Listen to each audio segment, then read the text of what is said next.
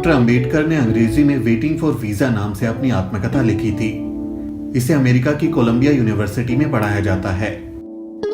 हिंदी पाठकों के लिए अंग्रेजी से इसका हिंदी अनुवाद सविता पाठक ने किया है। इस आत्मकथा के संपादक प्रोफेसर फ्रांसिस डब्ल्यू प्रिचर्ड ने आंतरिक साक्ष्यों के आधार पर अनुमान लगाया है कि ये 1935 या 1936 की रचना है। वेटिंग फॉर वीजा का प्रकाशन सबसे पहले पीपल्स एजुकेशन सोसाइटी द्वारा 1990 में हुआ था। इसकी पांडुलिपि भी वहीं उपलब्ध है।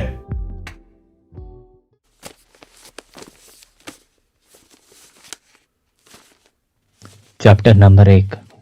बचपन में बुरा सपना बनी कोरेगांव की यात्रा।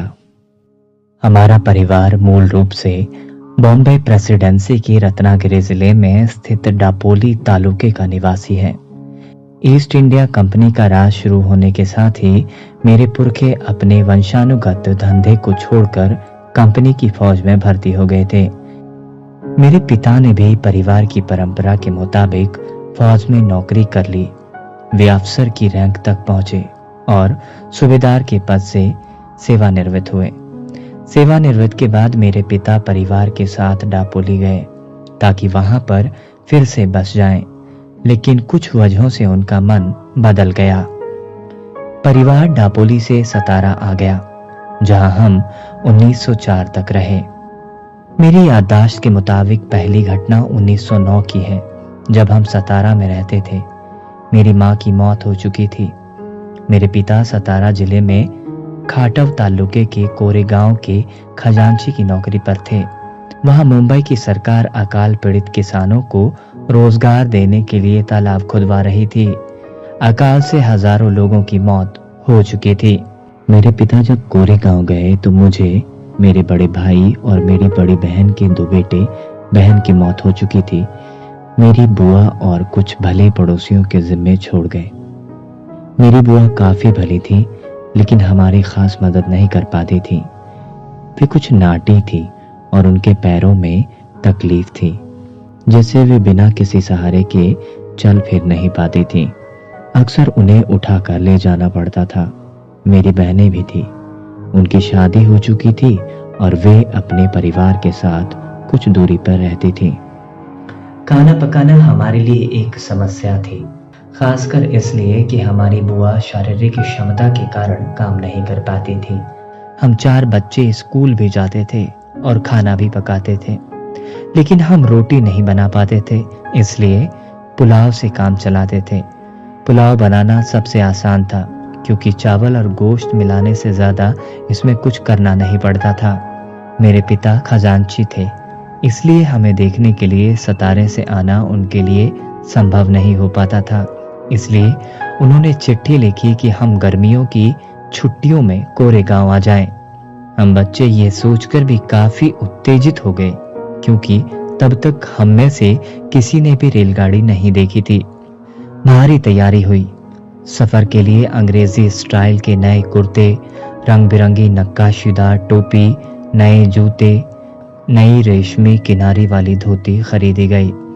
मेरे पिता ने यात्रा का पूरा ब्यौरा लिखकर भेजा था और कहा था कि कब चलोगे ये लिख भेजना, ताकि वे रेलवे स्टेशन पर अपने चपरासी को भेज दें, जो हमें कोरेगांव तक ले जाएगा। इसी इंतजाम के साथ मैं, मेरा भाई और मेरी बहन का बेटा सतारा के लिए चल पड़े। रेलवे स्टेशन हमारे घर से 10 मील दूर था, इसलिए स्टेशन तक जाने के लिए तांगा किया गया। हम नए कपड़े पहनकर खुशी में झूमते हुए घर से निकले, लेकिन बुआ हमारी विदाई पर अपना दुख रोक नहीं सकी और जोर जोर से रोने लगी। हम स्टेशन पहुंचे तो मेरा भाई टिकट ले आया और उसने मुझे वो बहन के बेटे को रास्ते में खर्च करने के लिए 2 आना दिए। हम फौरन शाह खर्च हो गए और पहले नींबू पानी की बोतल खरीदी,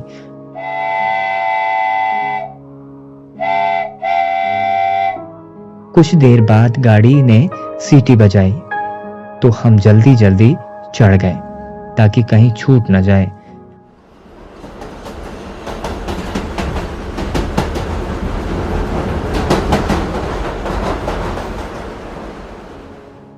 हमें कहा गया था कि मसूर में उतरना है, जो कोरेगांव का सबसे नजदीकी स्टेशन है। ट्रेन शाम को 5 बजे मसूर में पहुंची और हम अपने सामान के साथ उतर गए। कुछ ही मिनटों में ट्रेन से उतरे सभी लोग अपने ठिकाने की ओर चले गए। हम 4 बच्चे प्लेटफॉर्म पर बच गए। हम अपने पिता या उनके चपरासी का इंतजार कर रहे थे। काफी देर बाद भी कोई नहीं आया। घंटा भर बीत गया तो स्टेशन मास्टर हमारे पास आया। उसने हमारा टिकट देखा और पूछा कि तुम लोग क्यों रुके हुए हो। हमने उन्हें बताया कि हमें कोरेगांव जाना है और हम अपने पिता या उनके चपरासी का इंतजार कर रहे हैं। हम नहीं जानते कि कोरेगांव कैसे पहुंचेंगे। हमने कपड़े लत्ते अच्छे पहने हुए थे और हमारी बातचीत से भी कोई नहीं पकड़ सकता था कि हम अछूतों के बच्चे हैं। इसलिए स्टेशन मास्टर को यकीन हो गया था कि हम ब्राह्मणों के बच्चे हैं। वे हमारी परेशानी से काफी दुखी हुए। लेकिन हिंदुओं में जैसा आम तौर पर होता है, स्टेशन मास्टर पूछ बैठा कि हम कौन हैं। मैंने बिना कुछ सोचे समझे तपाक से कह दिया कि हम महार हैं। बम्बई प्रेसिडेंसी में महार अछूत माने जाते हैं। वो दंग रह गया। अचानक उसके चेहरे के भाव बदलने लगे। हम उसके चेहरे पर तृष्णा का भाव साफ देख सकते थे। वो फौरन अपने कमरे की ओर चला गया। हम वहीं पर खड़े रहे। 20-25 मिनट बीत गए। सूरज डूबने ही वाला था। हम हैरान परेशान थे। यात्रा की शुरुआत वाली हमारी खुशी काफूर हो चुकी थी। हम उदास हो गए। करीब आधे घंटे बाद स्टेशन मास्टर लौटा और उसने हमसे पूछा कि तुम लोग क्या करना चाहते हो। हमने कहा कि अगर कोई बैलगाड़ी किराए पर मिल जाए तो हम कोरेगांव चले जाएंगे और अगर बहुत दूर ना हो तो पैदल भी जा सकते हैं। वहां किराए पर जाने के लिए कई बैलगाड़ियां थी, लेकिन स्टेशन मास्टर से मेरा महार कहना गाड़ी वालों को सुनाई पड़ गया था और कोई भी अछूत को ले जाकर अपवित्र होने को तैयार नहीं था। हम दूना किराया देने को तैयार थे, लेकिन पैसों का लालच भी कम नहीं कर रहा था। हमारी ओर से बात कर रहे स्टेशन मास्टर को समझ में नहीं आ रहा था कि क्या करें। अचानक उसके दिमाग में कोई बात आई और उसने हमसे पूछा, क्या तुम लोग गाड़ी हाँक सकते हो? हम फौरन बोल पड़े, हाँ, हम हाँक सकते हैं। यह सुनकर वो गाड़ी वालों के पास गया और उनसे कहा कि तुम्हें दोगुना किराया मिलेगा और गाड़ी वे खुद चलाएंगे। गाड़ीवान खुद गाड़ी के साथ पैदल चलता रहे। एक गाड़ीवान राजी हो गया। उसे दोना किराया मिल रहा था। वो अपवित्र होने से भी बचा रहेगा। शाम करीब 6:30 बजे हम चलने को तैयार हुए, लेकिन हम इस बात से चिंतित थे कि अंधेरा होने से पहले हम कोरेगांव पहुंच पाएंगे कि नहीं। इसलिए हम निश्चिंत होने के बाद ही स्टेशन छोड़ना चाहते थे कि हम अंधेरे होने के पहले कोरेगांव पहुंच जाएंगे। हमने गाड़ीवान से पूछा कि कोरेगांव कितनी दूर है और कितनी देर में पहुंच जाएंगे। उसने बताया कि 3 घंटे से ज्यादा नहीं लगेगा। उसकी बात पर यकीन करके हमने अपना सामान गाड़ी पर रखा और स्टेशन मास्टर को शुक्रिया कहकर गाड़ी में चढ़ गए। हमने से एक ने गाड़ी संभाली और हम चल पड़े। गाड़ीवान बगल में पैदल चल रहा था। स्टेशन से कुछ दूर पर एक नदी थी, बिल्कुल सूखी हुई। उसमें कहीं कहीं पानी के छोटे छोटे गड्ढे थे। गाड़ीवान ने कहा कि हमें यहाँ रुककर खाना खा लेना चाहिए, वरना रास्ते में कहीं पानी नहीं मिलेगा। हम राजी हो गए। उसने किराए का एक हिस्सा मांगा ताकि बगल के गांव में जाकर खाना खाए। मेरे भाई ने उसे कुछ पैसे दिए और वो जल्दी आने का वादा करके चला गया। हमें भूख लगी थी। बुआ ने पड़ोसी औरतों से हमारे लिए रास्ते के लिए कुछ अच्छा भोजन बनवा दिया था। हमने टिफिन बॉक्स खोला और खाने लगे। अब हमें पानी चाहिए था। हम में से एक नदी वाले पानी के गड्ढे की ओर गया, लेकिन उसमें से तो गाय बैल के गोबर और पेशाब की बदबू आ रही थी। पानी के बिना हमने आधे पेट खाकर ही टिफिन बंद कर दिया और गाड़ीवान का इंतजार करने लगे। काफी देर तक वो नहीं आया। हम चारों ओर उसे देख रहे थे। आखिरकार वो आया और हम आगे बढ़े। 4-5 मील हम चले होंगे। अचानक गाड़ीवान कूदकर गाड़ी पर बैठ गया और गाड़ी हाँकने लगा। हम चकित थे कि ये वही आदमी है जो अपवित्र होने के डर से गाड़ी में नहीं बैठ रहा था। लेकिन उससे कुछ पूछने की हिम्मत हम नहीं कर पाए। हम बस जल्दी से जल्दी कारेगांव पहुंचना चाहते थे, लेकिन जल्दी ही अंधेरा छा गया। रास्ता नहीं दिख रहा था, कोई आदमी या पशु भी नजर नहीं आ रहा था। हम डर गए। 3 घंटे से ज्यादा हो गए थे, लेकिन कोरेगांव का कहीं नामो निशान तक नहीं था। अभी हमारे मन में ये डर पैदा हुआ कि कहीं ये गाड़ीवान हमें ऐसी जगह तो नहीं ले जा रहा है कि हमें मारकर हमारा सामान लूट ले। हमारे पास सोने के गहने भी थे। हम उससे पूछने लगे कि कोरेगांव और कितना दूर है। वो कहता जा रहा था, ज्यादा दूर नहीं है, जल्दी ही पहुंच जाएंगे। रात के 10 बज चुके थे। हम डर के मारे सुबकने लगे और गाड़ीवान को कोसने लगे। उसने कोई जवाब नहीं दिया। अचानक हमें कुछ दूर पर एक बत्ती जलती दिखाई दी। गाड़ीवान ने कहा, वो देखो, चुंगी वाले की बत्ती है। रात में हम वहीं रुकेंगे। हमें कुछ राहत महसूस हुई। आखिर 2 घंटे में हम चुंगी वाले की झोपड़ी तक पहुंचे। यह एक पहाड़ी की तलहटी में उसकी दूसरी ओर स्थित थी। वहां पहुंचकर हमने पाया कि बड़ी संख्या में बैलगाड़ियां वहां रात गुजार रही हैं। हम भूखे थे और खाना खाना चाहते थे, लेकिन पानी नहीं था। हमने गाड़ीवान से पूछा कि कहीं पानी मिल जाएगा। उसने हमें चिताया कि चुंगी वाला हिंदू है और अगर हमने सच बोल दिया कि हम महार हैं तो पानी नहीं मिल पाएगा। उसने कहा, कहो कि तुम मुसलमान हो और अपनी तकदीर आजमा लो। उसकी सलाह पर मैं चुंगी वाले की झोपड़ी में गया और पूछा कि थोड़ा पानी मिल जाएगा। उसने पूछा, कौन हो? मैंने कहा, हम मुसलमान हैं। मैंने उससे उर्दू में बात की जो मुझे अच्छी आती थी, लेकिन वो चालाकी काम नहीं आई। उसने रुखाई से कहा, तुम्हारे लिए यहाँ पानी किसने रखा है? पहाड़ी पर पानी है, जाओ वहां से ले आओ। मैं अपना समूह लेकर गाड़ी के पास लौट आया। मेरे भाई ने सुना तो कहा कि चलो सो जाओ। बैल खोल दिए गए और गाड़ी जमीन पर रख दी गई। हमने गाड़ी के निचले हिस्से में बिस्तर डाला और जैसे तैसे लेट गए।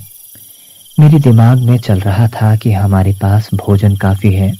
भूख के मारे हमारे पेट में चूहे दौड़ रहे हैं, लेकिन पानी के बिना हमें भूखे सोना पड़ रहा है। और पानी इसलिए नहीं मिल सका क्योंकि हम अछूत हैं। मैं यही सोच रहा था कि मेरे भाई के मन में एक आशंका उभर आई। उसने कहा कि हम सभी को एक साथ नहीं सोना चाहिए, कुछ भी हो सकता है, इसलिए एक बार में 2 लोग सोएंगे और 2 लोग जागेंगे। इस तरह पहाड़ी के नीचे हमारी रात कटी। तड़के 5 बजे गाड़ीवान आया और कहने लगा कि हमें कोरेगांव के लिए चल देना चाहिए। हमने मना कर दिया और उससे 8 बजे चलने को कहा। हम कोई जोखिम नहीं उठाना चाहते थे। वो कुछ नहीं बोला। आखिर हम 8 बजे चले और 11 बजे कोरेगांव पहुंचे। मेरे पिता हम लोगों को देखकर हैरान थे। उन्होंने बताया कि उन्हें हमारे आने की कोई सूचना नहीं मिली थी। हमने कहा कि हमने चिट्ठी भेजी थी। बाद में पता चला कि मेरे पिता के नौकर को चिट्ठी मिली थी, लेकिन वो उन्हें देना भूल गया था। इस घटना की मेरे जीवन में काफी अहमियत है। मैं तब 9 साल का था। इस घटना की मेरे दिमाग पर अमिट छाप पड़ी। इसके पहले भी मैं जानता था कि मैं अछूत हूँ और अछूतों को कुछ अपमान और भेदभाव सहना पड़ता है। मसलन स्कूल में मैं अपने बराबरी के साथियों के साथ नहीं बैठ सकता था। मुझे एक कोने में अकेले बैठना पड़ता था। मैं ये भी जानता था कि मैं अपने बैठने के लिए एक बोरा रखता था और स्कूल की सफाई करने वाला नौकर वो बोरा नहीं छूता था, क्योंकि मैं अछूत हूँ। मैं बोरा रोज घर लेकर जाता और अगले दिन लाता था। स्कूल में मैं यह भी जानता था कि ऊंची जाति के लड़कों को जब प्यास लगती तो वे मास्टर से पूछकर नल पर जाते और अपनी प्यास बुझा लेते थे। पर मेरी बात अलग थी। मैं नल को छू नहीं सकता था, इसलिए मास्टर जी की इजाजत के बाद चपरासी का होना जरूरी था। अगर चपरासी नहीं है तो मुझे प्यासा ही रहना पड़ता था। घर में भी कपड़े मेरी बहन धोती थी। सतारा में धोबी नहीं थे, ऐसा नहीं था। हमारे पास धोबी को देने के लिए पैसे नहीं हो, ऐसी बात भी नहीं थी। हमारी बहन को कपड़े इसलिए धोने पड़ते थे क्योंकि हम अछूतों का कपड़ा कोई भी धोता नहीं था। हमारे बाल भी मेरी बड़ी बहन काटती थी क्योंकि कोई नाई हम अछूतों के बाल नहीं काटता था। मैं ये सब जानता था, लेकिन उस घटना से मुझे ऐसा झटका लगा जो मैंने पहले कभी महसूस नहीं किया था। उसी से मैं छुआछूत के बारे में सोचने लगा। उस घटना के पहले तक मेरे लिए सब कुछ सामान्य था, जैसा कि स्वर्ण हिंदुओं और अछूतों के साथ आम तौर पर होता है।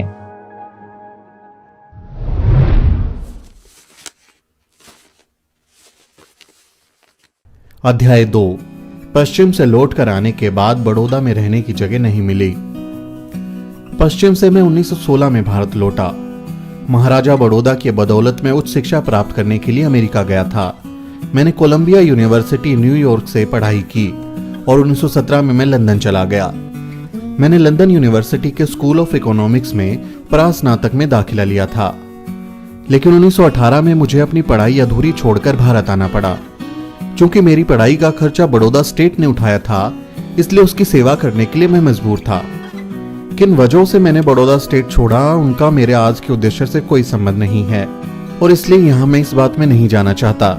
मैं सिर्फ बड़ौदा में मुझे किस तरह के सामाजिक अनुभव हुए उसी पर बात करूंगा और उसी को विस्तार से बताने तक खुद को सीमित रखूंगा।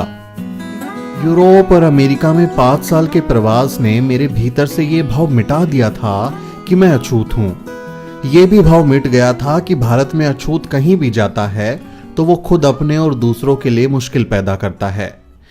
जब मैं स्टेशन से बाहर आया तो मेरे दिमाग में अब एक ही सवाल घूम रहा था कि मैं कहां जाऊं, मुझे कौन रखेगा। मैं बहुत गहराई तक परेशान था। हिंदू होटल जिन्हें विशिष्ट कहा जाता था, उनको मैं पहले से ही जानता था, वे मुझे नहीं रखेंगे। वहां रहने का एकमात्र तरीका था कि मैं झूठ बोलूं, लेकिन उसके लिए मैं तैयार नहीं था, क्योंकि मैं अच्छे से जानता था कि अगर मेरा झूठ पकड़ा गया तो उसके क्या परिणाम होंगे। वो पहले से नियत थे। यूं तो मेरे कुछ मित्र बड़ौदा के थे जो अमेरिका पढ़ाई करने गए थे। अगर मैं उनके यहां गया तो क्या वो मेरा स्वागत करेंगे? मैं खुद को आश्वस्त नहीं कर सका। हो सकता है कि एक अछूत को अपने घर में बुलाने पर वो शर्मिंदा महसूस करें। मैं थोड़ी देर तक किसी पशुपेश में स्टेशन पर खड़ा रहा। फिर मुझे सूझा कि पता करूं कि कैंप में कोई जगह है क्या। तब तक सारे यात्री जा चुके थे। मैं अकेला बच गया था। कुछ एक गाड़ी वाले जिन्हें अब तक कोई सवारी नहीं मिली थी, वो मुझे देख रहे थे और मेरा इंतजार कर रहे थे। मैंने उनमें से एक को बुलाया और पता किया कि क्या कैंप के पास कोई होटल है। उसने बताया कि एक पारसी सराय है और वो पैसा लेकर ठहरने देते हैं। पारसी लोगों द्वारा ठहरने की व्यवस्था होने की बात सुनकर मेरा मन खुश हो गया। पारसी जोरास्ट्रियन धर्म को मानने वाले लोग होते हैं। उनके धर्म में छुआछूत के लिए कोई जगह नहीं है, इसलिए उनके द्वारा अछूत होने का, भेदभाव होने का कोई डर नहीं था। मैंने गाड़ी में अपना बैग रख दिया और ड्राइवर से पारसी सराय में चल देने के लिए कह दिया। ये एक 2 मंजिला सराय थी। नीचे एक बुजुर्ग पारसी और उनका परिवार रहता था। वो ही इसकी देखरेख करते थे और जो लोग रुकने आते थे उनके खान पान की व्यवस्था करते थे। गाड़ी पहुंची। पारसी केयरटेकर ने मुझे ऊपर ले जाकर कमरा दिखाया। मैं ऊपर गया और इसी बीच गाड़ीवान ने मेरा सामान लाकर रख दिया। मैंने उसको पैसे देकर विदा कर दिया। मैं खुश था कि मेरे ठहरने की समस्या का समाधान हो गया है। मैं कपड़े खोल रहा था, थोड़ा सा आराम करना चाहता था। इसी बीच केयरटेकर एक किताब लेकर ऊपर आया। उसने जब मुझे देखा कि मैंने सदरी और धोती, जो कि खास पारसी लोगों के कपड़े पहनने का तरीका है, नहीं पहना था, तो उसने तीखी आवाज में मुझसे मेरी पहचान पूछी। मुझे मालूम नहीं था कि यह पारसी सराय सिर्फ पारसी समुदाय के लोगों के लिए थी। मैंने बता दिया कि मैं हिंदू हूं। वो अचंभित था और उसने सीधे कह दिया कि मैं वहां नहीं ठहर सकता। मैं सख्ते में आ गया और पूरी तरह शांत रहा। फिर वही सवाल मेरी ओर लौट आया कि कहां जाऊं। मैंने खुद को संभालते हुए कहा कि भले ही हिंदू हूं, लेकिन अगर उन्हें कोई परेशानी नहीं है तो मुझे यहां ठहरने में कोई दिक्कत नहीं है। उसने जवाब दिया कि तुम यहां कैसे ठहर सकते हो? मुझे सराय में ठहरने वालों का ब्यौरा रजिस्टर में दर्ज करना पड़ता है। मुझे उनकी परेशानी समझ में आ रही थी। मैंने कहा कि मैं रजिस्टर में दर्ज करने के लिए कोई पारसी नाम रख सकता हूं। तो मैं इसमें क्या दिक्कत है अगर मुझे नहीं है तो? तुम्हें कुछ नहीं खोना पड़ेगा, बल्कि तुम तो कुछ पैसे ही कमाओगे। मैं समझ रहा था कि वो पिघल रहा है। वैसे भी उसके पास बहुत समय से कोई यात्री नहीं आया था और वो थोड़ा कमाई का मौका नहीं छोड़ना चाहता था। वो इस शर्त पर तैयार हो गया कि मैं उसको 1.5 रुपए ठहरने और खाने का दूंगा और रजिस्टर में पारसी नाम ही लिखूंगा। वो नीचे गया और मैंने राहत की सांस ली। समस्या का हल हो गया था। मैं बहुत खुश था। तब तक मैं ये नहीं जानता था कि ये मेरी खुशी कितनी क्षणिक है। लेकिन इससे पहले कि मैं इस सराय वाले किस्से का दुखद अंत बताऊं, उससे पहले मैं ये बताऊंगा कि इस छोटे से अंतराल के दौरान मैं वहां कैसे रहा। इस सराय की पहली मंजिल पर एक छोटा सा कमरा और उसी से जुड़ा हुआ स्नान घर था, जिसमें नल लगा हुआ था। उसके अलावा एक बड़ा हॉल था। जब तक मैं वहां रहा, बड़ा हॉल हमेशा टूटी कुर्सियों और बेंच जैसे कबाड़ से भरा रहा। इसी सब के बीच में अकेले यहां रहा। केयरटेकर सुबह एक कप चाय लेकर आता था, फिर वो दोबारा 9:30 बजे मेरा नाश्ता या सुबह का कुछ खाने के लिए लेकर आता था, और तीसरी बार वो रात 8:30 बजे रात का खाना लेकर आता था। केयरटेकर तभी आता था जब बहुत जरूरी हो जाता था, और इनमें से किसी भी मौके पर वो मुझसे बात करने से बचता था। खैर, किसी तरह ये दिन बीते। महाराजा बड़ौदा की ओर से महालेखागार ऑफिस में मेरी प्रशिक्षु की नियुक्ति हो गई। मैं ऑफिस जाने के लिए सराय को 10 बजे छोड़ देता था और रात को तकरीबन 8 बजे लौटता था, और जितना हो सके कंपनी के दोस्तों के साथ ही समय व्यतीत करता था। सराय में वापस लौट के रात बिताने का विचार ही मुझे डराने लगता था। मैं वहां सिर्फ इसलिए लौटता था क्योंकि इस आकाश तले मुझे कोई और ठौर नहीं था। ऊपर वाली मंजिल के कमरे में कोई भी दूसरा इंसान नहीं था जिससे मैं कुछ बात कर पाता। मैं बिल्कुल अकेला था। पूरा हॉल घुप अंधेरे में रहता था। वहां कोई बिजली का बल्ब, यहां तक कि तेल की बत्ती तक नहीं थी जिससे अंधेरा थोड़ा कम लगता। केयरटेकर मेरे इस्तेमाल के लिए एक छोटा सा दीपक लेकर आता था, जिसकी रोशनी बमुश्किल कुछ इंच तक ही जाती थी। मुझे लगता था कि मुझे सजा मिली है। मैं किसी इंसान से बात करने के लिए तड़पता था, लेकिन वहां कोई नहीं था। आदमी न होने की वजह से मैंने किताबों का साथ लिया और उन्हें पढ़ता गया। मैं पढ़ने में इतना डूब गया कि अपनी तन्हाई भूल गया।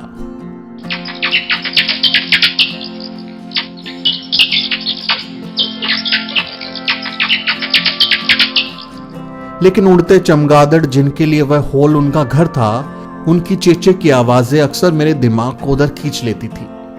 मेरे भीतर तक सिहरन दौड़ जाती थी, और जो बात मैं भूलने की कोशिश कर रहा था वो मुझे फिर से याद आ जाती थी कि मैं एक अजनबी परिस्थिति में एक अजनबी जगह पर हूं। कई बार मैं बहुत गुस्से में भर जाता था। फिर मैं अपने दुख को और गुस्से को इस भाव से समझाता था कि भले ही ये जेल थी, लेकिन एक ठिकाना तो है। कोई जगह न होने से तो अच्छा है कोई जगह होना।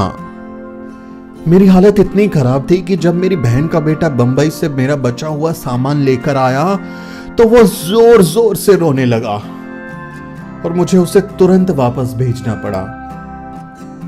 इस हालत में मैं एक पारसी सराय में पारसी बनकर रहा। मैं जानता था कि यह नाटक ज्यादा दिन नहीं कर सकता और मुझे किसी दिन पहचान लिया जाएगा। इसलिए मैं सरकारी बंगला पाने की कोशिश कर रहा था, लेकिन प्रधानमंत्री ने मेरी याचिका पर उस गहराई से ध्यान नहीं दिया जैसी मुझे जरूरत थी।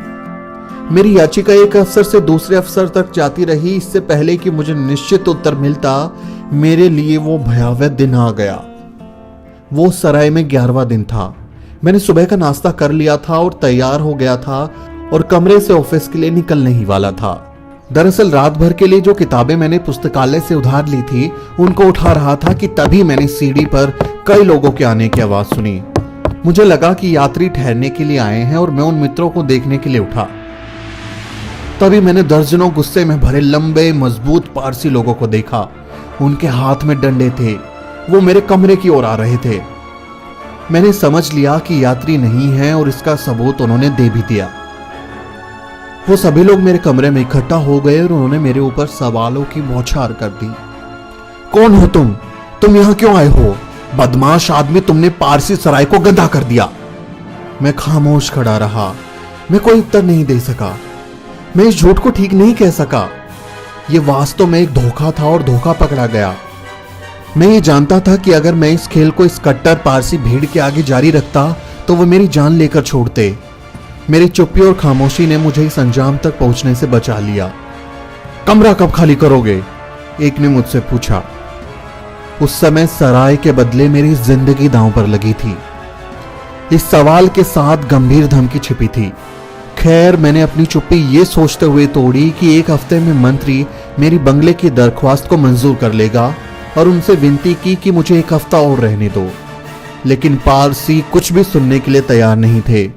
उन्होंने अंतिम चेतावनी दी कि उन्हें शाम तक मैं इस सराय में नजर न आऊं। मुझे निकलना ही होगा। उन्होंने गंभीर परिणाम भुगतने के लिए तैयार रहने को कहा और चले गए। मुझे कुछ नहीं सूझ रहा था। मेरा दिल बैठ गया था। मैं बड़बड़ाता रहा और फूट फूट के रोया। अंततः मैं अपनी कीमती जगह, जी हां, मेरे रहने के ठिकाने से वंचित हो गया। वो जेल खाने से ज्यादा अच्छा नहीं था, लेकिन फिर भी वो मेरे लिए कीमती था। पारसियों के जाने के बाद मैं बैठकर किसी और रास्ते के बारे में सोचने लगा। मुझे उम्मीद थी कि जल्दी ही मुझे सरकारी बंगला मिल जाएगा और मेरी मुश्किलें दूर हो जाएंगी।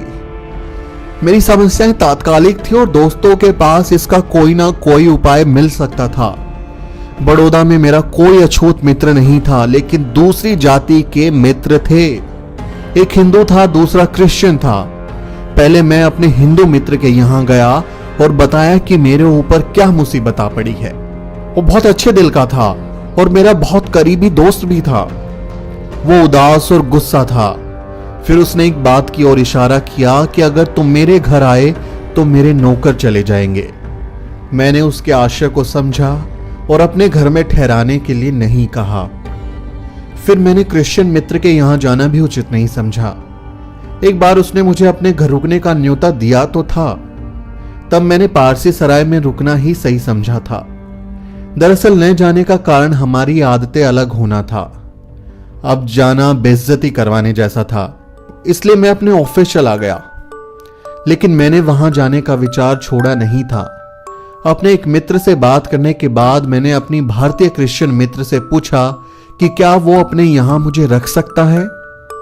जब मैंने ये सवाल किया तो बदले में उसने कहा कि उसकी पत्नी कल बड़ौदा आ रही है और उससे पूछकर बताएगा। मैं समझ गया कि ये एक चालाकी भरा जवाब है। वो और उसकी पत्नी मूलतः एक ब्राह्मण परिवार के थे। क्रिश्चियन होने के बाद भी पति तो उदार हुआ, लेकिन पत्नी अभी भी कट्टर थी और किसी अछूत को घर में नहीं ठहरने दे सकती थी। उम्मीद की ये किरण भी बुझ गई। उस समय शाम के 4 बज रहे थे जब मैं भारतीय क्रिश्चियन मित्र के घर से निकला था। मैं कहां जाऊं? मेरे लिए विराट सवाल था। मुझे सराय छोड़नी ही थी, लेकिन कोई मित्र नहीं था जहां मैं जा सकता था। केवल एक विकल्प था कि मैं बंबई वापस लौट जाऊं। बड़ौदा से बंबई की रेलगाड़ी रात 9 बजे को थी। 5 घंटे बिताने थे मुझे। कहां बिताऊं? क्या सराय में जाना चाहिए? क्या दोस्तों के यहां जाना चाहिए? मैं सराय में वापस जाने का साहस नहीं जुटा पाया। मुझे डर था कि पारसी फिर से इकट्ठा होकर मेरे ऊपर हमला कर देंगे। मैं अपने मित्रों के यहां भी नहीं गया। भले ही मेरी हालत बहुत दयनीय थी, लेकिन मैं दया का पात्र नहीं बनना चाहता था। मैंने शहर के किनारे स्थित कमाथी बाग, सरकारी बाग में समय बिताना तय किया। मैं वहां कुछ अनमनस्क भाव से बैठा और कुछ इस उदासी से कि मेरे साथ ये क्या घटा। मैंने अपने माता पिता के बारे में, जब हम बच्चे थे उन दिनों के बारे में और बदतर दिनों के बारे में सोचा। 8 बजे रात को मैं बाग से बाहर आया और सराय के लिए गाड़ी ली, अपना सामान लिया। ना तो केयरटेकर और ना ही मैं, दोनों ने एक दूसरे से कुछ नहीं कहा। वो कहीं ना कहीं खुद को मेरी हालत के लिए जिम्मेदार मान रहा था। मैंने उसका बिल चुकाया, उसने खामोशी से उसको लिया और चुपचाप चला गया। मैं बड़ौदा बड़ी उम्मीदों से गया था और उसके लिए कई दूसरे बड़े मौके भी ठुकराए थे। ये युद्ध का समय था। भारतीय सरकारी शिक्षण संस्थानों में कई पद रिक्त थे। मैं कई प्रभावशाली लोगों को लंदन में जानता था, लेकिन मैंने उनमें से किसी की मदद नहीं ली। मैंने सोचा कि मेरा पहला फर्ज महाराजा बड़ौदा के लिए अपनी सेवाएं देना है। जिन्होंने मेरी शिक्षा का प्रबंध किया था। यहाँ मुझे कुल 11 दिनों के भीतर बड़ौदा से बंबई जाने के लिए मजबूर होना पड़ा। वो दृश्य जिसमें मुझे दर्जनों पारसी लोग डंडे लेकर मेरे सामने डराने वाले अंदाज में खड़े हैं और मैं उनके सामने भयभीत नजरों से दया की भीख मांगता खड़ा हूं, वो 18 साल बाद भी धूमिल नहीं हो सका। मैं आज भी उसको जस का तस याद कर सकता हूं और ऐसा कभी नहीं हुआ होगा कि उस दिन को याद किया और मेरी आंखों में आंसू ना आए हों। उस समय मैंने ये जाना था कि जो आदमी हिंदुओं के लिए अछूत है वो पारसियों के लिए भी अछूत है।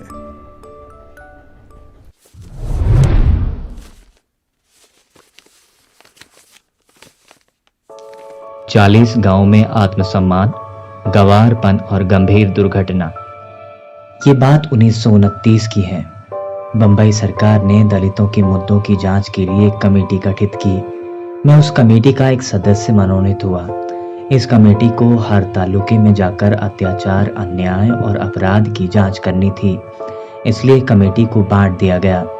मुझे और दूसरे सदस्यों को खानदेश के 2 जिला में जाने का कार्यभार मिला। मैं और मेरे साथी काम खत्म करने के बाद अलग अलग हो गए। वो किसी हिंदू संत से मिलने चला गया और मैं बंबई के लिए रेलगाड़ी पकड़ने निकल गया। मैं दुलिया लाइन पर चालीसा गांव के एक गांव में एक कांड की जांच के लिए उतर गया। यहाँ पर हिंदुओं ने अछूतों के खिलाफ सामाजिक बहिष्कार किया हुआ था। 40 गांव के अछूत स्टेशन पर मेरे पास आ गए और उन्होंने अपने यहाँ रात रुकने का अनुरोध किया। मेरी मूल योजना सामाजिक बहिष्कार की घटना की जांच करके सीधे जाने की थी, लेकिन वो लोग बहुत इच्छुक थे और मैं वहां रुकने के लिए तैयार हो गया। मैं गांव जाने के लिए दुलिया की रेलगाड़ी में बैठ गया और घटना की जांच की और अगली रेल से 40 गांव वापस आ गया। मैंने देखा कि 40 गांव स्टेशन पर अछूत दलित मेरा इंतजार कर रहे हैं। मुझे फूलों की माला पहनाई गई। स्टेशन से महारवाड़ा अछूतों का घर 2 मील दूर था। वहां पहुंचने के लिए एक नदी पार करनी पड़ी थी, जिसके ऊपर एक नाला बना था। स्टेशन पर कई घोड़ा गाड़ी किराए पर जाने के लिए उपलब्ध थी। महारवाड़ा पैदल की दूरी पर था। मैंने सोचा कि सीधे महारवाड़ा जाएंगे, लेकिन उस ओर कोई हलचल नहीं हो रही थी। मैं समझ नहीं पाया कि मुझे इंतजार क्यों करवाया जा रहा है। तकरीबन 1 घंटा इंतजार करने के बाद प्लेटफॉर्म पर एक घोड़ा गाड़ी लाई गई और मैं बैठा। मैं और चालक गाड़ी पर सिर्फ 2 लोग थे। दूसरे लोग नजदीक वाले रास्ते से पैदल चले गए। तांगा मुश्किल से 200 गज चला होगा कि एक गाड़ी से तकरीबन भिड़ गया। मुझे बड़ी हैरत हुई क्योंकि चालक, जो कि रोज तांगा चलाता होगा, इतना नौसिखिया जैसे चला रहा था। ये दुर्घटना इसलिए टल गई क्योंकि पुलिस वाले के जोर से चिल्लाने से कार वाले ने गाड़ी पीछे कर लिया। खैर, हम किसी तरह नदी पर बने नाले की तरफ आ गए। उस पुल के किनारे पर कोई दीवार नहीं थी। कुछ पत्थर 10-5 फीट की दूरी पर लगाए गए थे। जमीन भी पथरीली थी। नदी पर बना नाला शहर की ओर था, जिधर से हम लोग आ रहे थे। नाले से सड़क की ओर एक तीखा मोड़ लेना था।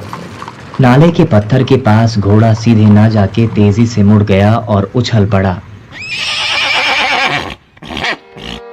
टांगे के पहिए किनारे लगे पत्थरों पर इस तरह फंस गए कि मैं उछल पड़ा और नाले के पथरीली जमीन पर गिर पड़ा। घोड़ा और गाड़ी नाले से सीधे नदी में जा गिरे। मैं इतनी तेज गिरा कि अचेत हो गया। महारवाड़ा नदी के ठीक उस पार था।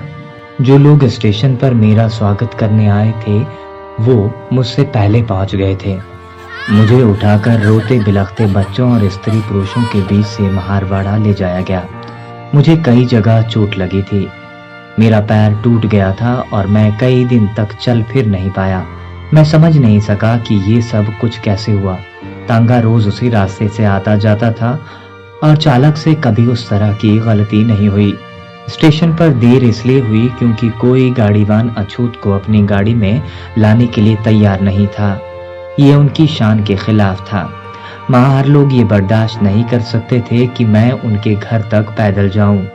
ये उनके लिए मेरी शान के खिलाफ था। उन्हें बीच का रास्ता मिला। वो बीच का रास्ता था कि तांगे का मालिक अपना तांगा किराए पर दे देगा, लेकिन खुद नहीं चलाएगा। महार लोग तांगा ले सकते थे।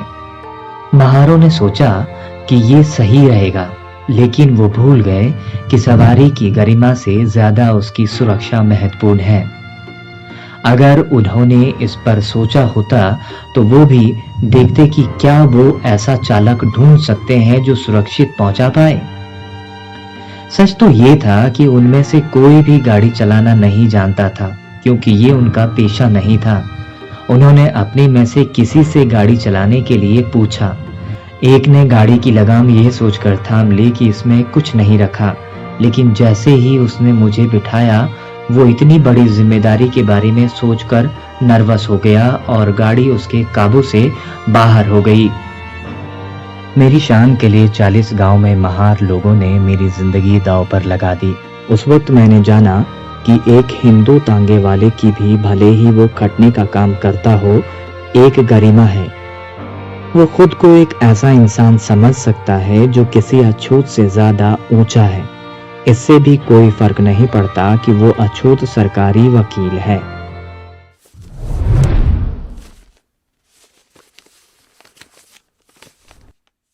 अध्याय 4, दौलताबाद के किले में पानी को दूषित करना। ये 1934 की बात है। दलित तबके से आने वाले आंदोलन के मेरे कुछ साथियों ने मुझे साथ घूमने चलने के लिए कहा था। मैं तैयार हो गया। ये तय हुआ कि हमारी योजना में कम से कम वेरुल की बौद्ध गुफाएं शामिल हों। ये तय किया गया कि पहले मैं नासिक जाऊंगा, वहां पर बाकी लोग मेरे साथ हो लेंगे। वेरुल जाने के बाद हमें औरंगाबाद जाना था। औरंगाबाद हैदराबाद का मुस्लिम राज्य था। यह हैदराबाद के महामहिम निजाम के इलाके में आता था। औरंगाबाद के रास्ते में पहले हमें दौलताबाद नाम के कस्बे से गुजरना था। यह हैदराबाद राज्य का ही हिस्सा था।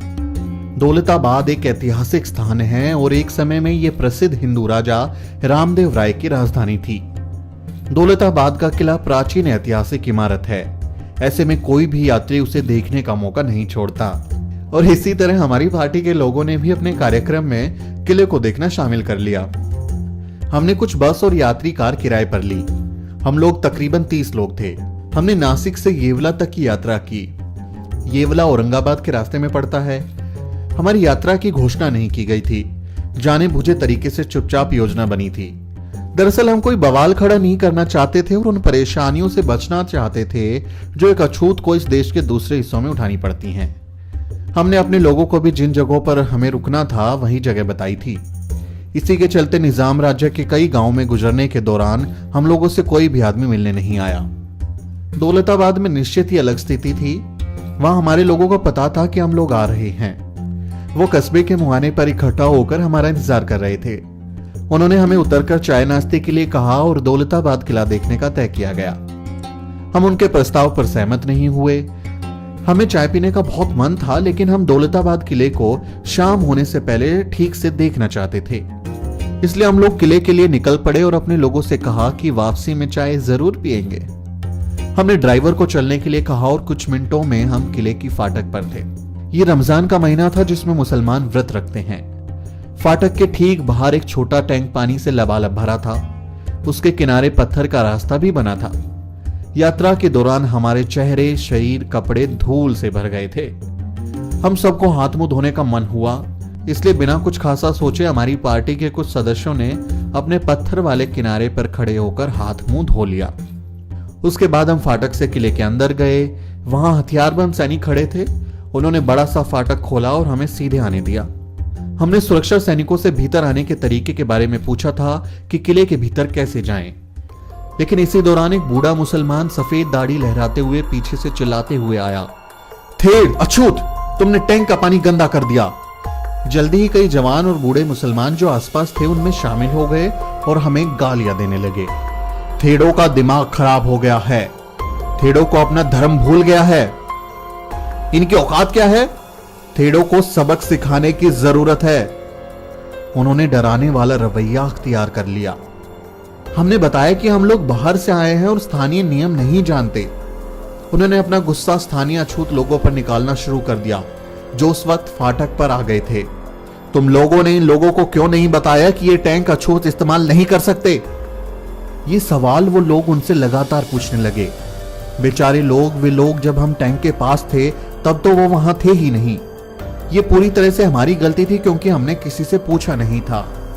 स्थानीय अछूत लोगों ने विरोध जताया कि उन्हें नहीं पता था, लेकिन मुसलमान लोग हमारी बात सुनने को तैयार नहीं थे। वे हमें और उनको गाली देते जा रहे थे। वो इतनी खराब गालियां दे रहे थे कि हम भी बर्दाश्त नहीं कर पा रहे थे। वहां दंगे जैसे हालात बन गए थे और हत्या भी हो सकती थी, लेकिन हमें किसी भी तरह खुद पर नियंत्रण रखना था। हम ऐसा कोई आपराधिक मामला नहीं बनाना चाहते थे जो हमारी यात्रा को अजीब तरीके से खत्म कर दे। भीड़ में से एक नौजवान मुसलमान लगातार बोले जा रहा था कि सबको अपना धर्म बताना है। इसका मतलब कि जो अछूत है वो टैंक से पानी नहीं ले सकता। मेरा धैर्य खत्म हो गया।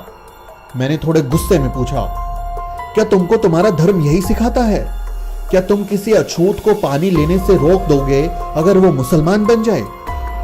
इन सीधे सवालों से मुसलमानों पर कुछ असर होता दिखा। उन्होंने कोई उत्तर नहीं दिया और चुपचाप खड़े रहे। सुरक्षा सैनिक की ओर मुड़ते हुए मैंने फिर से गुस्से में कहा, क्या हम इस किले में जा सकते हैं या नहीं? हमें बताओ, और अगर हम नहीं जा सकते तो हम यहां रुकना नहीं चाहते। सुरक्षा सैनिक ने मेरा नाम पूछा। मैंने कागज पर अपना नाम लिख कर दिया। वह उसे सुपरिटेंडेंट के पास भीतर ले गया और फिर बाहर आया। हमें बताया गया कि हम किले में जा सकते हैं, लेकिन कहीं भी किले के भीतर पानी नहीं छू सकते। और साथ में एक हथियार से लैस सैनिक भी भेजा गया ताकि वो देख सके कि हम उसके आदेश का उल्लंघन तो नहीं कर रहे हैं। मैंने पहले एक उदाहरण दिया था कि कैसे एक अछूत हिंदू पारसी के लिए भी अछूत होता है, जबकि ये उदाहरण दिखाता है कि कैसे एक अछूत हिंदू मुसलमान के लिए भी अछूत ही होता है।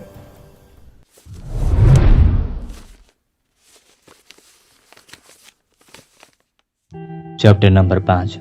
डॉक्टर ने समुचित इलाज से मना किया, जिससे युवा स्त्री की मौत हो गई। ये घटना कठियावाड़ में एक गांव की अछूत स्कूल में पढ़ने वाले शिक्षक की है। मिस्टर गांधी द्वारा प्रकाशित जनरल यंग इंडिया में ये घटना एक पत्र के माध्यम से 12 दिसंबर 1929 को सामने आई।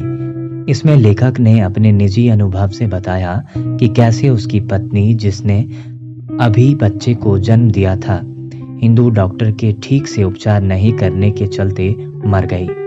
पत्र कहता है, इस महीने की 5 तारीख को मेरा बच्चा हुआ था और 7 तारीख को मेरी बीवी बीमार हो गई। उसको दस्त शुरू हो गई। उसकी नब्ज धीमी हो गई और छाती फूलने लगी। उसको सांस लेने से तकलीफ होने लगी और पसलियों में तेज दर्द होने लगा।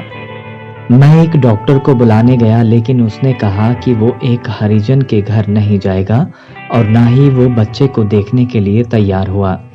तब मैं वहां से नगर सेठ और गारीसाए दरबार गया और उनसे मदद की भीख मांगी।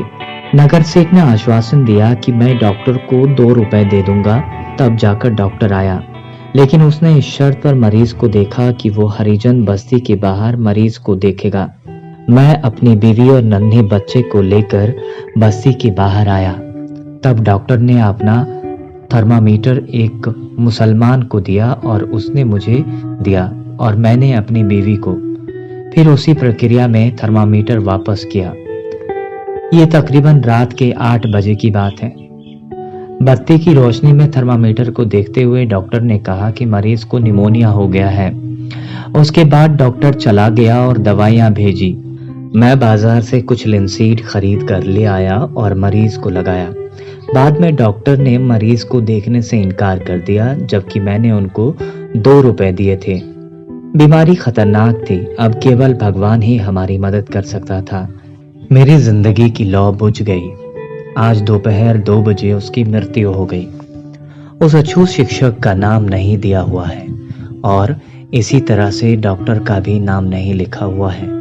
अछूत शिक्षक ने बदले की कार्यवाही के डर के कारण नाम नहीं दिया, लेकिन तथ्य एकदम सही है। इसके लिए किसी स्पष्टीकरण की आवश्यकता नहीं। पढ़ा लिखा होने के बावजूद डॉक्टर ने बुरी तरह से बीमार औरत को खुद थर्मामीटर लगाने से मना कर दिया और उसके मना करने के कारण ही औरत की मृत्यु हुई। उसके मन में बिल्कुल भी उथल पुथल नहीं हुई कि वो जिस पेशे से बंधा हुआ है उसके कुछ नियम कानून हैं। हिंदू किसी अछूत को छूने की बजाय अमानवीय होना पसंद करेंगे।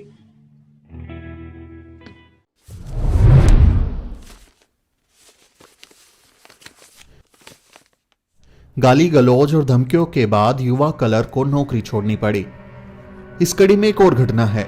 6 मार्च 1938 को कासरवड़ी यानी वुलन मिल के पीछे दादर बंबई में इंदुलाल यादनिक की अध्यक्षता में भंगी लोगों की एक बैठक हुई। इस बैठक में एक भंगी लड़के ने अपना अनुभव इन शब्दों में बयां किया। मैंने 1933 में भाषा की अंतिम परीक्षा पास की। मैंने अंग्रेजी कक्षा 4 तक पढ़ी थी। मैंने बंबई म्युनिसिपल पार्टी के स्कूल कमेटी में शिक्षक के पद के लिए आवेदन किया, लेकिन वैकेंसी नहीं होने के चलते असफल रहा। फिर मैंने अहमदाबाद में पिछड़े वर्ग के अफसर के लिए तलाती पद यानी गांव का पटवारी के लिए आवेदन किया और सफल रहा। 19 फरवरी 1936 को मैं बारसाट तालुका के खेड़ा जिले में मामलातदार के कार्यकालय में तलाती पद पर नियुक्त हुआ। वैसे मेरा परिवार मूलतः गुजरात से आया था, लेकिन मैं इससे पहले कभी गुजरात नहीं गया था। मैं यहाँ पहली बार आया था। उसी तरह से मैं ये नहीं जानता था कि सरकारी दफ्तर में भी छुआछूत है। मेरे अछूत होने की बात मेरे आवेदन में पहले से लिखी थी, इसलिए मैं उम्मीद करता था कि मेरे सहकर्मियों को पहले से ही पता होगा कि मैं कौन हूँ। इसलिए मैं मामलातदार ऑफिस के क्लर्क के व्यवहार से हैरान रह गया जब मैं तलाती का पद संभालने वहां पहुंचा। कारकुन ने बड़े ही घृणा से मुझसे पूछा, तुम कौन हो? मैंने जवाब दिया, सर मैं एक अछूत हूँ। उसने कहा, भाग जाओ और दूर खड़े रहो। तुम्हारी हिम्मत कैसे हुई मेरे नजदीक आने की? अभी तुम ऑफिस में हो, अगर तुम बाहर होते तो अब तक मैं तुम्हें 6 लात मारता। हिम्मत तो देखो, यहाँ नौकरी करने आया है। इसके बाद उसने मुझसे कहा कि अपने सर्टिफिकेट और नियुक्ति का आदेश पत्र यहाँ जमीन पर रख दो। जब मैं बरसाड के मामलातदार ऑफिस में काम कर रहा था तो मुझे सबसे ज्यादा मुश्किल पानी पीने में होती थी। ऑफिस के बरामदे में पीने के पानी के लिए डिब्बे रखे थे और वहां पर एक इन डिब्बों की जिम्मेदारी और पानी पिलाने के लिए आदमी बैठा हुआ था। उसका काम था कि ऑफिस के क्लर्कों को जब भी जरूरत हो पानी पिलाया जाए। उसकी अनुपस्थिति में वो लोग खुद डिब्बे से जाकर पानी निकाल कर पीते थे। मेरे मामले में यह बिल्कुल असंभव था। मैं उस डिब्बे को छू नहीं सकता था। मेरे छूते ही वो पानी दूषित हो जाता, इसलिए मुझे पानी पिलाने वाले की दया पर निर्भर रहना पड़ता था। मेरे इस्तेमाल के लिए खराब सा बर्तन रखा था जिसे मेरे सिवाय ना कोई छूता था और ना कोई धोता था। इसी बर्तन में पानी वाला मेरे लिए पानी ढाल देता था, लेकिन मैं पानी तभी ले सकता था जब वो पानी पिलाने वाला मौजूद हो। पानी पिलाने वाले को भी मुझे पानी देना पसंद नहीं था। जब मैं पानी पीने आ रहा होता तो वो वहां से सरक लेता। नतीजतन मुझे बिना पानी पिए रहना पड़ता था। ऐसे 1-2 दिन नहीं थे, बल्कि कई दिन थे जिसमें मुझे पानी नहीं मिलता था। इसी तरह की दिक्कत मेरे ठहरने को लेकर भी थी। मैं बारसाड में अजनबी था, कोई भी मुझे घर देने को तैयार नहीं था। बारसाड के अछूत भी अपने यहाँ ठहराने को तैयार नहीं थे। उन्हें भय था कि वो उन हिंदुओं को नाराज कर देंगे जिन्हें पसंद नहीं था कि मैं एक क्लर्क बनकर अपनी हैसियत से ज्यादा रहूं। सबसे ज्यादा तकलीफ मुझे खाने को लेकर हुई। ऐसी कोई जगह और ऐसा कोई आदमी नहीं था जो मुझे खाना दे सके।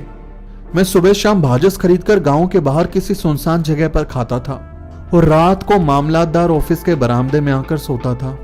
इस तरीके से मैंने कुल 4 दिन बिताए। ये सब कुछ मेरे लिए बर्दाश्त से बाहर हो गया। तब मैं अपने पूर्वजों के गांव जंत्राल चला गया।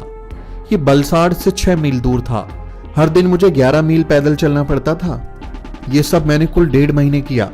उसके बाद मामलातदार ने मुझे एक तलाती के पास काम सीखने के लिए भेज दिया। इस तलाती के पास 3 गांव जंत्राल, खांपुर और सैजपुर का जिम्मा था। जंत्राल उसका मुख्यालय था। मैं जंत्राल में इसी तलाती के साथ 2 महीने रहा। उसने मुझे कुछ नहीं सिखाया। मैं एक बार भी गांव के ऑफिस में नहीं गया। गांव का मुखिया खासतौर पर मेरा विरोधी था। एक बार उसने कहा, तुम्हारे बाप दादे गांव के ऑफिस में झाड़ू बुहारी करते थे और तुम अब हमारी बराबरी में बैठना चाहते हो? देख लो, बेहतर यही होगा कि नौकरी छोड़ दो।